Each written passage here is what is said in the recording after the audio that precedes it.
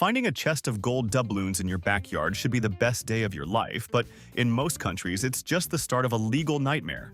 From death doctors who claim your coins to laws that treat luck as a criminal offense, the rules of lost riches are absolutely unhinged. Today, we're uncovering 50 of the most bizarre laws about buried treasure. You will never look at a metal detector the same way again. 1. In the United Kingdom, finding gold doesn't make you a millionaire. It makes you a temporary custodian for His Majesty. Under the Treasure Act of 1996, you're legally obligated to report any find older than 300 years to the local coroner within 14 days. Yes, the guy who examines dead bodies also handles your shiny coins. If it's declared treasure, the government gets first dibs, and if you try to hide it, you're looking at unlimited fines or jail time. Would you honestly report a jar of gold coins if it meant the government could just snatch it away? 2. In South Africa, finding a raw diamond is a legal trap, not a lucky break. Under the Precious Metals Act, possessing an unwrought precious stone without a license is a serious crime. You can't just find wealth. You need government permission to even touch it. If you stumble upon a sparkler in the dirt, calling a jeweler might lead you straight to a jail cell. Does a tiny piece of unpolished carbon really justify a decade in prison just because you found it first? 3. If you're hiking through a U.S. national park and stumble upon a literal chest of gems, your best bet is to keep walking and pretend you saw nothing. According to federal law, any archaeological resource found on public land belongs to the United States. Removing a single arrowhead, let alone a chest of gold, is a felony under the Archaeological Resources Protection Act. You won't get a reward, you'll get a court date and a permanent ban from the great outdoors. Is a handful of ancient silver worth a potential 2-year prison sentence and a criminal record? 4.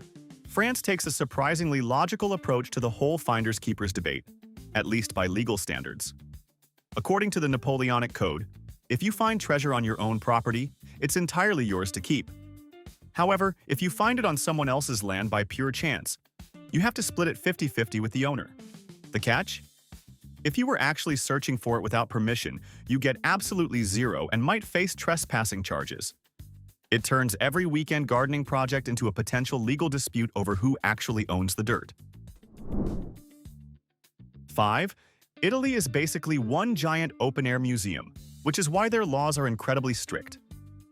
Everything of historical or artistic interest found underground belongs to the state from the moment it's discovered. You are required to leave the object where it is and notify authorities within 24 hours. While the law promises a reward of up to a quarter of the value, the bureaucratic red tape usually means you'll be waiting decades for a check that might never arrive. Would you trust a cash-strapped government to actually pay you for your once-in-a-lifetime discovery?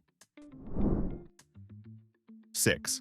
The story of Tommy Thompson and the SS Central America is a chilling warning for every treasure hunter. Thompson found a ship of gold worth hundreds of millions, but his investors and insurance companies immediately buried him in lawsuits. He eventually went on the run and spent years as a fugitive before being caught.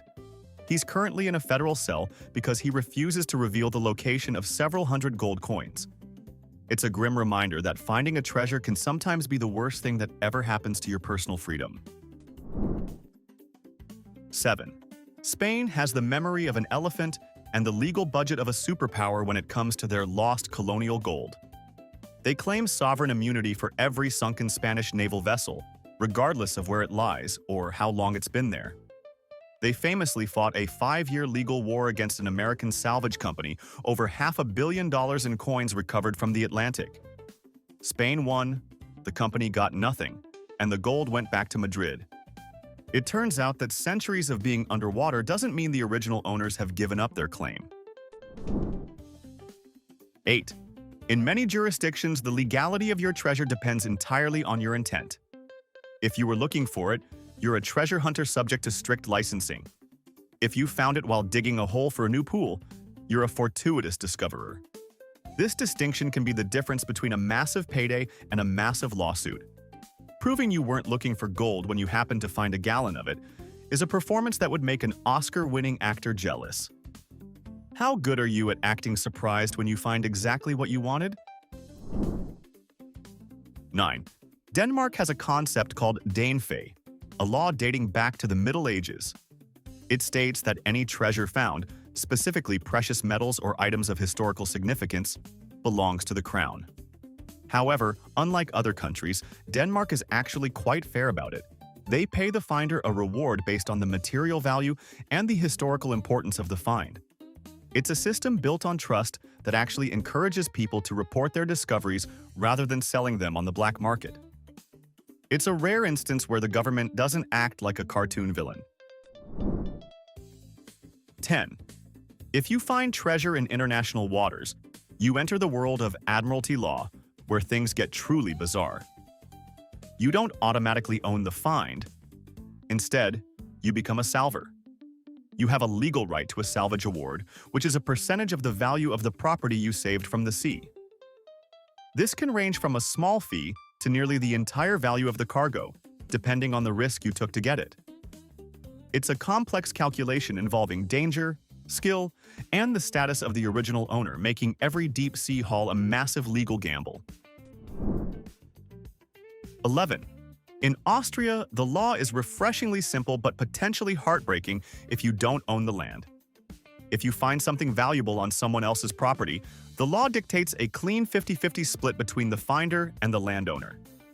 It doesn't matter if you spent years researching or just tripped over a bronze statue while walking your dog. However, if you find it on state land, you're basically an unpaid volunteer for the government.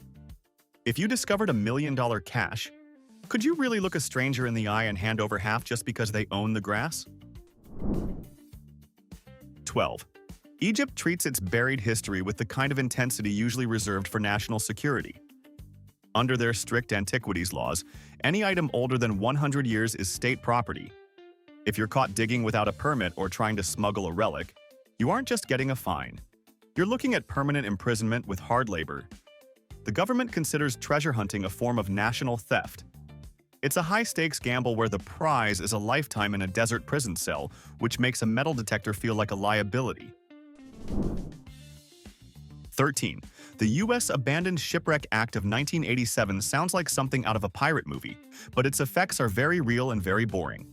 It effectively stripped away the traditional law of fines for shipwrecks in U.S. waters, handing ownership over to the individual states. If a wreck is embedded in the submerged lands of a state, it's their property, period. This ended the era of finders keepers for coastal divers, turning every shipwreck into a bureaucratic battlefield where the state always has the home field advantage. 14. Nova Scotia, home to the infamous Oak Island, used to have the Treasure Trove Act, which allowed people to keep a share of what they found under a specific license. But in 2010, they scrapped it, replacing it with the Special Places Protection Act. Now, everything found is considered a heritage object belonging to the province. If you find the legendary Money Pit treasure today, you get the fame, but the government gets the gold. Would you spend decades and millions of dollars digging a hole if you knew you couldn't keep a single coin from the bottom? 15. Switzerland operates with its usual clockwork precision, even when it comes to buried gold. According to the Swiss Civil Code, any unclaimed treasure of scientific value automatically becomes the property of the canton where it was found. The finder doesn't get the loot, but they are entitled to a fair reward, which never exceeds the value of the object. It's a very polite way of saying, "Thanks for finding this for us. Here is a small processing fee for your trouble." It's definitely not the cinematic payday most treasure hunters dream about. 16. In Ireland, the National Monuments Act is so strict it's almost impressive. It is actually illegal to even possess a metal detector with the intent of looking for archaeological objects without written consent from the authorities. If you accidentally find something, it belongs to the state. Attempting to sell it or hide it is a serious criminal offense. The law is designed to keep history in museums rather than private collections, but it essentially turns every hobbyist with a detector into a potential outlaw the second they hear a beep. 17. Germany is a legal patchwork where your location determines your fortune. Most German states follow the Schatzregel principle. meaning the state owns everything of historical value. But then there's Bavaria, the rebel state. In Bavaria, the Hadrianic division still applies. Treasure is split 50-50 between the finder and the landowner. It's the only place in Germany where you can still strike it rich without the government taking the whole cake. If you were a professional treasure hunter, why would you ever choose to dig anywhere else in the country? 18. Let's say you're an eccentric billionaire who finds a gold-rich asteroid or a stash of alien artifacts on the moon. The Outer Space Treaty of 1967 explicitly states that no nation can claim sovereignty over celestial bodies. While this was meant to stop Cold War land grabs, it creates a massive legal headache for space miners. You might own the equipment and the effort, but the treasure itself exists in a legal vacuum where the rules are still being written by people who have never left the atmosphere. It's the ultimate finders keepers Wild West, just with more oxygen tanks. 19. Israel's Antiquities. Law is a nightmare for developers, but a dream for historians. Any object made by humans before the year 1700 is automatically state property. If you're building a house and find a jar of ancient coins, you must stop everything and call the authorities. You aren't allowed to move the objects, and the government can even seize your land for excavation if the find is significant enough. It turns a simple construction project into an unintentional donation to the National Museum with no compensation for your lost time. 20. Private contracts often override general laws, especially in the world of commercial salvage. If a professional team finds a wreck, they often sign no cure, no pay contracts with insurance companies that might still technically own the cargo. These agreements specify exactly what percentage the finders get before they even start the engines. It's a corporate version of treasure hunting where the lawyers are as important as the divers. Without a signed contract, you're just an expensive hobbyist doing someone else's cleanup work for free. 21. Greece treats its soil like a high-security vault. Under Law 3028/2002, every single antiquity, whether it's a gold crown or a broken clay shard, belongs to the state. If you find a buried statue in your olive grove, you're legally required to report it immediately.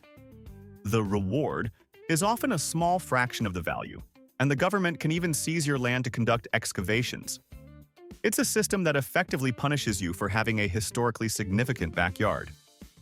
If you found a marble masterpiece, would you report it knowing the government might turn your garden into a permanent construction site? 22. In the United States, the taxman is the ultimate treasure hunter. The landmark case of Cesarini versus United States established that treasure trove is taxable as ordinary income in the year it's found. If you find a jar of old currency worth $100,000, the IRS expects their cut immediately, even if you haven't sold the coins yet. It's the only situation where finding a fortune can actually leave you broke because you owe taxes on money you can't necessarily spend. Is it really a gift if the government demands 30% of it before you've even cleaned the dirt off?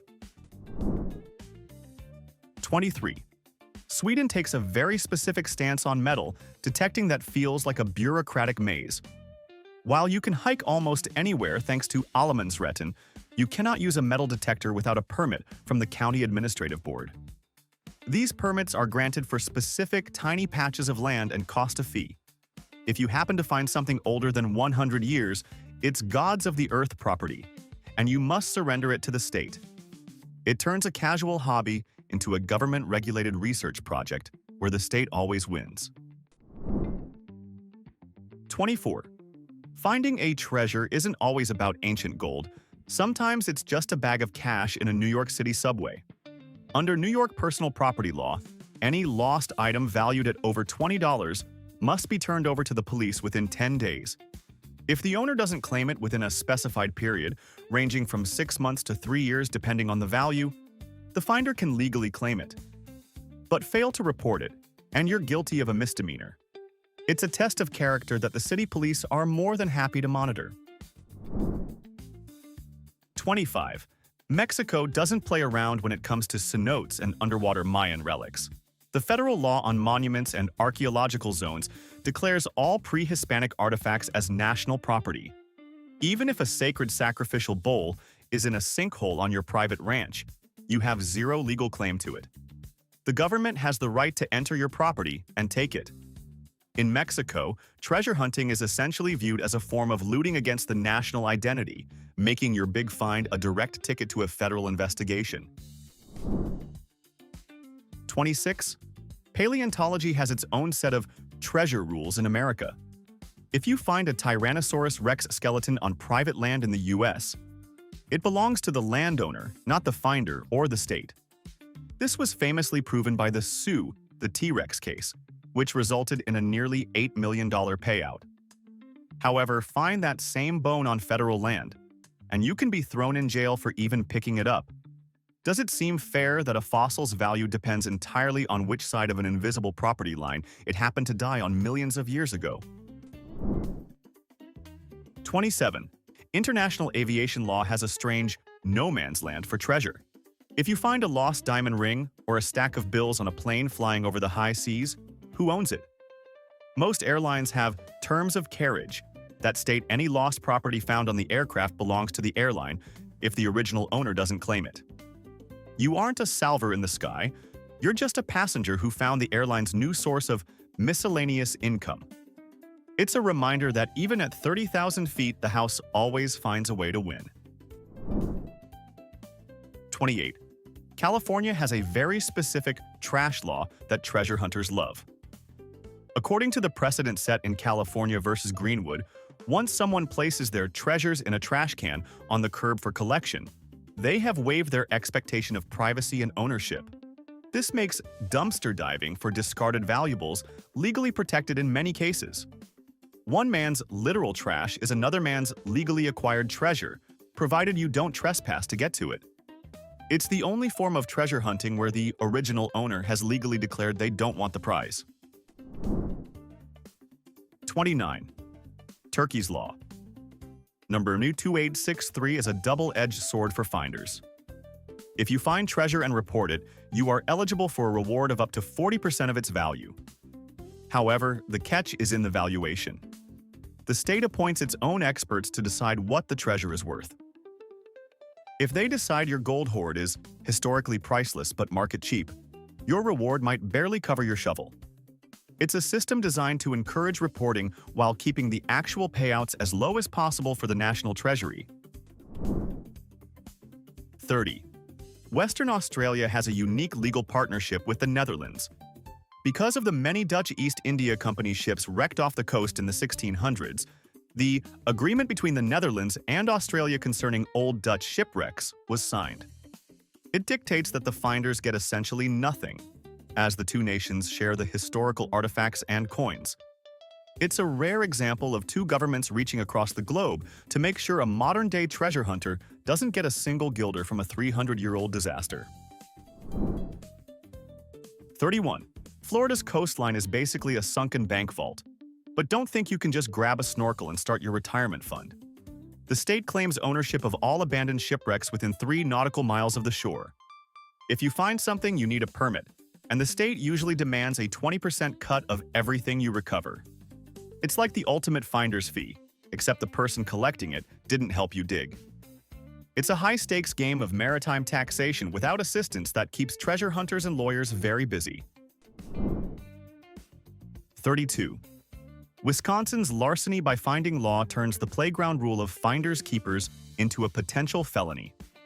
If you discover lost property and have a reasonable way to identify the owner, like a name tag or distinct markings, but keep it anyway, you've legally committed theft.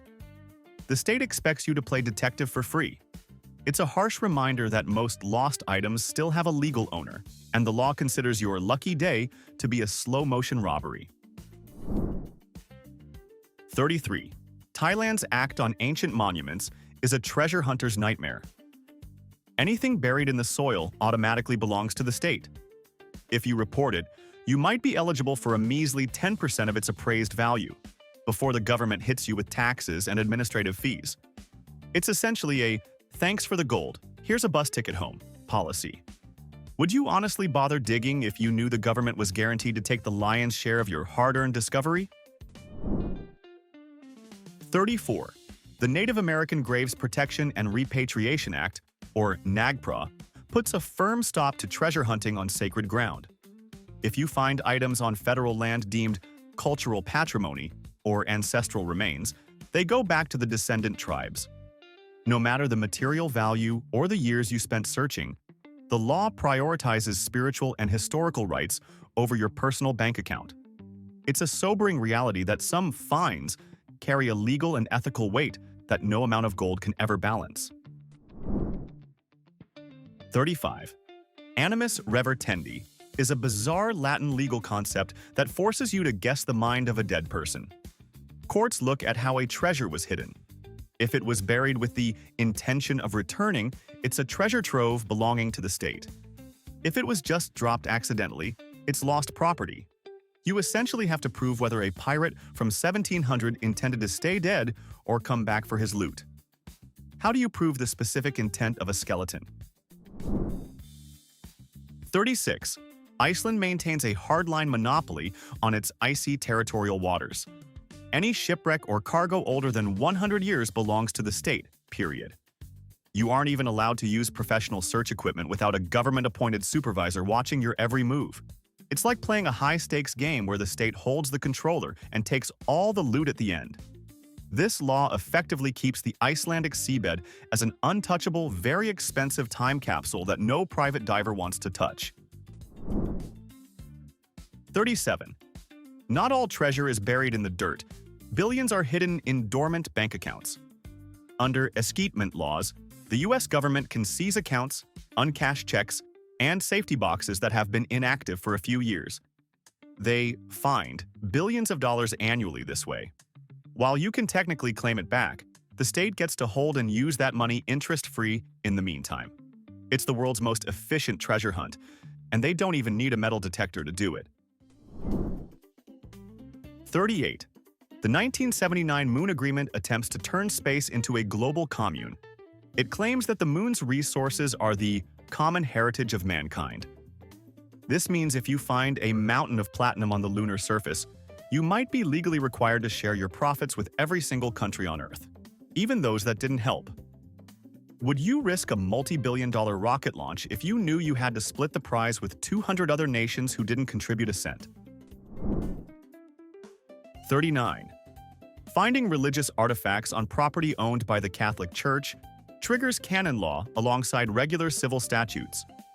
The Church maintains incredibly strict claims over sacred objects once used in religious ceremonies.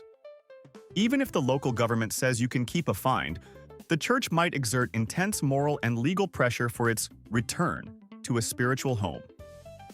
You could find yourself in a legal battle not just with a modern nation, but with one of the oldest institutions on Earth. 40. Estonia offers one of the most progressive and fair treasure laws in the world. If you find an item of cultural value, you are legally entitled to a finder's fee equal to 100% of its full market value. The state gets the museum piece, and you get the cold, hard cash. The catch? You must be a certified searcher and follow strict reporting protocols.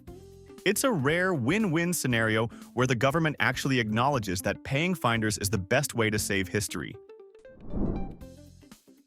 41. In South Carolina, the water hides more than just fish. It hides a legal trap for fossil hunters. Under the Submerged Cultural Resources Act, you need a specific hobby license just to pick up shark teeth or arrowheads from state-owned bottomlands. Even with the permit, you are strictly limited to 10 items per day. If you find a massive megalodon tooth and decide to take 11, you've technically broken the law. It's a bizarrely specific form of rationing that turns a day at the beach into a mandatory math lesson. 42. When you're in international waters, the law of fines sounds like a dream, but it's actually a legal nightmare. This doctrine only applies if the original owner has legally abandoned the property. If a ship sank in 1800 and the insurance company still exists, they can argue they never gave up on it. You could spend millions of dollars on a recovery mission only for a guy in a suit in London to claim the entire haul from his desk. Is it really finding if the owner has been waiting for 2 centuries to bill you? 43. The United Kingdom's Treasure Valuation Committee is a group of experts whose job is to put a price tag on your luck. If your find is declared treasure, you don't get the gold. You get the market value, as decided by this committee. If you think your discovery is worth $1 million, but they say it's worth $50, your only choice is a long, expensive appeal process. It's essentially a government-run pawn shop where you aren't allowed to walk away if you don't like the offer. 44. Texas has a very don't mess with me attitude toward its soil. The Texas Antiquities Code makes it a misdemeanor to even disturb a site of historical interest on state land without a permit. If you stumble upon a stash of old coins on a public beach, the General Land Office becomes your new business partner. In the Lone Star State, the land is sacred, and the government's claim to whatever is under that land is absolute. How many people do you think have quietly reburied their finds just to avoid the paperwork? 45. Japan's Lost Property Act is remarkably organized. If you find a stash of cash or valuables, you must turn it into the police. If the original owner isn't found within 3 months, the treasure becomes yours, provided you pay a small tax. However, if the owner is found, they are legally required to pay you a reward of between 5 and 20% of the fine's value. It's a civil, regulated system that assumes everyone is honest, which is perhaps the most bizarre concept of all in the world of high-value treasure. 46. Norway uses a very specific historical cutoff to decide your fortune. According to the Cultural Heritage Act, any object older than the year 1537 belongs to the state. Why 1537? That's when the Reformation happened in Norway. Anything from before that date is considered an automatic national treasure. If you find a coin from 1538, you might be in the clear, but find one from 1536 and you're just a delivery driver for the State Museum. Does it feel fair that your life-changing wealth depends entirely on a single digit on a coin? 47. China has some of the most absolute ownership laws on the planet. According to their mineral resources law, everything under the ground, from gold to coal to ancient artifacts, belongs to the People's Republic of China. If you find a jar of ancient gold in your backyard, you are legally required to hand it over. In exchange, the government might give you a shiny certificate of honor and a very modest cash prize that wouldn't even cover the cost of your shovel. It's the ultimate "what's yours is mine" policy. 48. In Canada, most land titles only grant you surface rights. This means you own the grass, the trees, and the dirt you walk on, but the mineral rights are reserved by the Crown. If you strike gold or find a buried stash of silver bars, the government can technically claim that those belong to them because they were minerals under the surface. It's a confusing legal distinction that means you could be standing on a fortune while legally owning absolutely none of it. 49. If you buy an old house and find a locked safe in the basement, don't reach for the crowbar just yet. In many U.S. states, this is classified as mislaid property, rather than lost. The law assumes the previous owner put it there on purpose and simply forgot it. Legally, you are obligated to try and find the previous owner or their heirs. If you just crack it open and keep the cash, you could be sued for conversion, which is a fancy legal term for stealing something that was technically already in your house. All right, we've covered 49 points of legal absurdity, and we have only one left. But before we reveal number 50, it's time for the final verdict. In our opinion, the award for the most incredible rule from today's list goes to the United Kingdom's Treasure Act, specifically the part where you have to report gold to a coroner. It's just so perfectly British and bizarre to have a death doctor verify your buried treasure. Do you agree with our verdict? Or was there a crazier law that caught your eye? Let us know in the comments. And now, for our final number. 50. Ancient Roman law actually created the foundation for many of these rules with something called thesauri inventio. Under the Emperor Hadrian, the law stated that treasure found on your own land was yours, but treasure found on someone else's land was split 50-50. However, there was a catch. If you found the treasure using evil arts or magic, the emperor could seize everything. Even 2,000 years ago, the government was looking for any excuse to take a cut of your hard-earned or magically discovered loot. Finding buried treasure is rarely just about the gold. It's about the legal war following the first shovel strike. From ancient Roman decrees to modern tax traps, the world is rigged to ensure you never truly own your luck. It turns out, finders keepers is a total myth, and the government is the world's most successful pirate. If you stumbled upon a fortune tomorrow, would you report it or keep it a secret forever? Tell us your strategy below and subscribe for more.